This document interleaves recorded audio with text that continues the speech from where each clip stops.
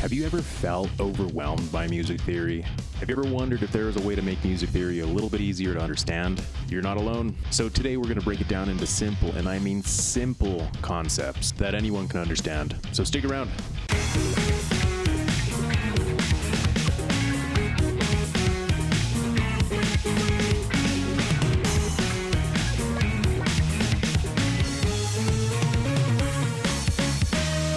Music theory is like the grammar of music, as we all should know. It helps us understand how notes and rhythms work together, but we might want to simplify it. I want to change the way you view theory. The first thing we want to accomplish is finding out how we can humanize everything.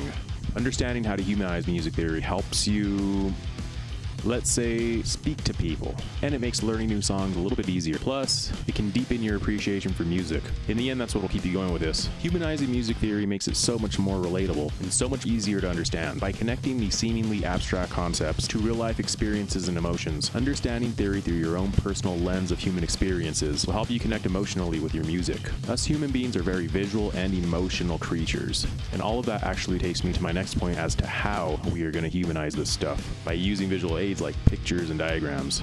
This is primarily for the people that don't know much about music theory at all. You want to seek out the most basic images you can find, or diagrams, like simple red and black dots on a fretboard, kind of simple. I say that because it's much easier dealing with something you can see a shape in opposed to a bunch of jumbled notes. And doing this encourages creativity. Now you found a way you can relate to this stuff. Learn what you're interested in, not what the internet tells you should be interested in. That's where a lot of people kind of go off onto this really weird path, and nothing seems to make sense to them because they don't really relate to any of this stuff.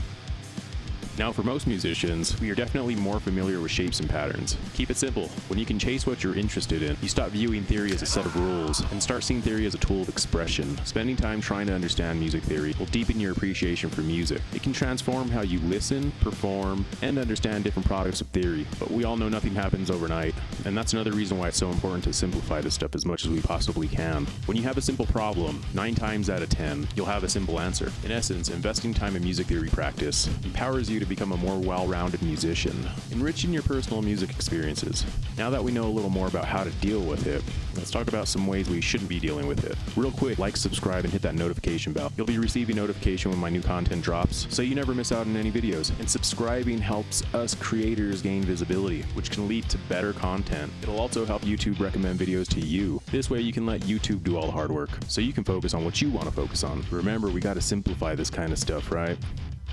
Let's get back to the video. We don't want to overcomplicate the basics. Your ultimate goal is to retain this information as fast as you possibly can. If you overcomplicate music theory, you're going to be introduced to a world of confusion. If you learn the shapes and patterns of theoretical runs, up or down the fretboard, your brain won't have to be split in two. Trying to understand the shapes and the notes and the hows and the whys, grasp the shapes, and then we can move on from there. That way you're not thinking about a million different things. Here's another really good one. Don't jump too far ahead. Learn the essentials like the major scale or the pentatonic scale. Familiarize yourself with all the modes, because most basic patterns you're going to want to learn first are contained within these scales. If you want to see a little more about the major scale, I got a cool video that kind of goes through every single mode, so nothing is really left out. It's super simple. Check it out. Don't think you're going to understand music theory the same way everybody else does. Now, I can't stress that enough. Just like how you hold your pick or sit with your guitar and how you look when you play, the way you understand theory is going to be unique to you, which is what you want. Sort of like dreams. Like you have a dream, right? And try to explain it to somebody.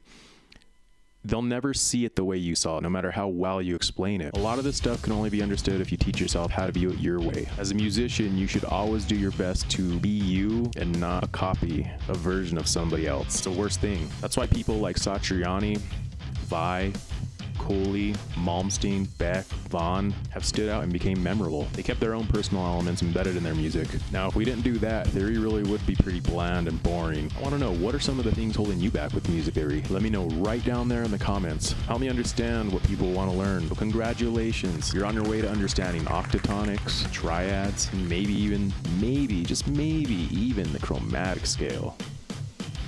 Who knows? Until next time.